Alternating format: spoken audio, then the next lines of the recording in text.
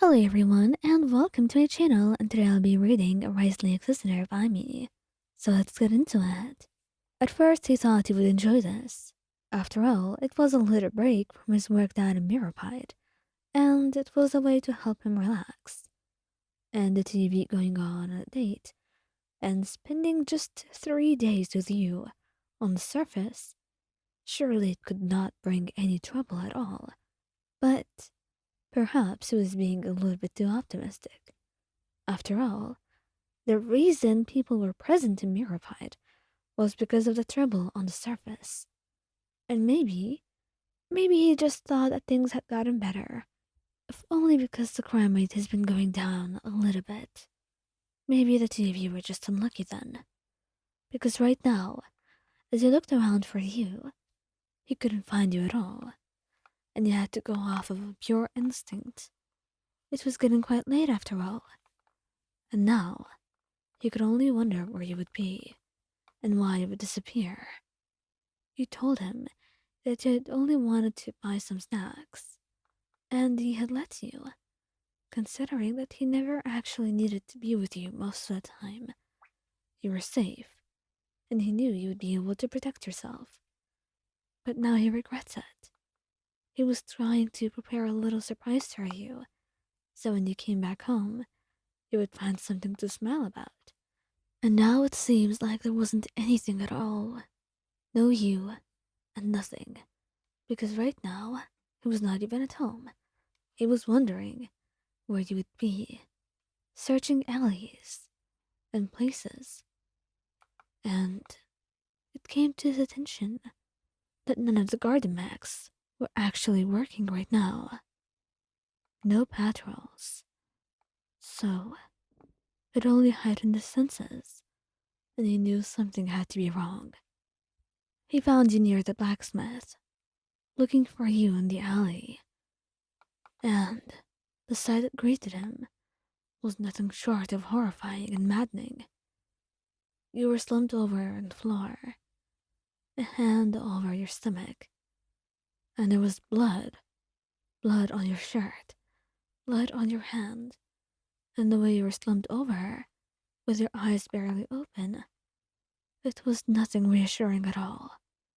He rushed over to your side, taking off his jacket and tying it around your wound. You'll be okay, I promise. Just breathe with me. You'll be just fine. I've got you now, he said. There were many questions in his head, but none of them he could dare ask when you were in the state. None of them mattered. Right now, he just wanted to know that you'd be okay. That was his top priority. Unless he healed you, he was terrified at the fact that maybe you wouldn't be. Maybe there was nothing he could do. Ion, darling, please, talk to me, won't you? Wriothesley, can we just get away from here? He said he's coming back with a couple of his men. Let's just go. And Wriothesley knew he could beat them. He knew that, but looking at you in such a state, he couldn't handle endangering you or even making you wait for treatment. He scooped you into his arms immediately, holding you to his chest as he ran, taking you somewhere safe, away from prying eyes.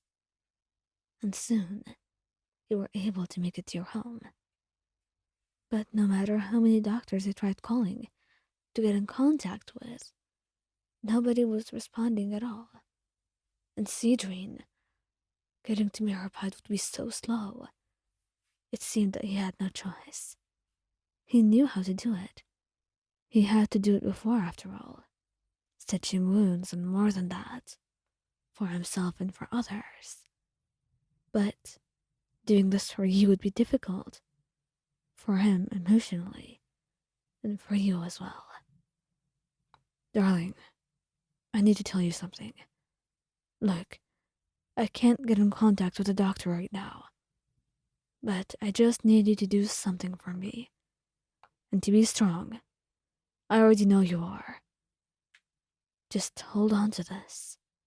he said, giving you something and telling you to bite it. You already started welling up, feeling anxious and scared. And as you kissed your forehead and got out the needle and the thread, he started to work on getting this stitched, and you were crying, squirming in your place. But he could not do anything but just keep going if he wanted you to live. And soon, he had passed out. He felt a little bit blessed and worried at the same time. Blessed because he wouldn't have to see you hurt, in pain and screaming, and for you to actually not have to live through this. But worried that it might have gotten more severe. But he knows he's done his best, and he's quite sure you will wake up regardless. You'll wake up and you'll be just fine. But as for those people, for those guys who did that, he will have his revenge. He will not let them walk away like they had done nothing. He will make them pay. And in the morning, he was asleep on a chair right next to your bed, feeling too afraid to sleep next to you, in fear that he might move and irritate you. When you woke up, and you just tried to move, you let out a cry of pain, and immediately that woke him up. Sweetheart, how are you feeling? Are you okay? Oh, it kind of hurts a lot. That must have been horrible. Wriothesley, thank you. I truly mean it. You mean the world to me. I mean, quite literally now. You saved my life. Oh, just hush now. Don't talk a lot. Don't exhaust yourself. I'll need you to tell me who these men are. I'll need you to tell me everything about them. I'm not going to let them get off like that. And you know it. I know. I know. Just hold me right now. That's what I need. And so he held you, his fingers running through your hair as he pressed soft kisses to your head. There was a lot going on, a lot that worried him, and so many questions that he had. But right now, just knowing that you woke up safe and sound, and that those men were going to pay, it made him feel better by a lot. He would take you to see June after, just for a checkup, and to see if there's anything that needs to be done. But those men, oh, he was going to do so much to them, just for daring to mess with you.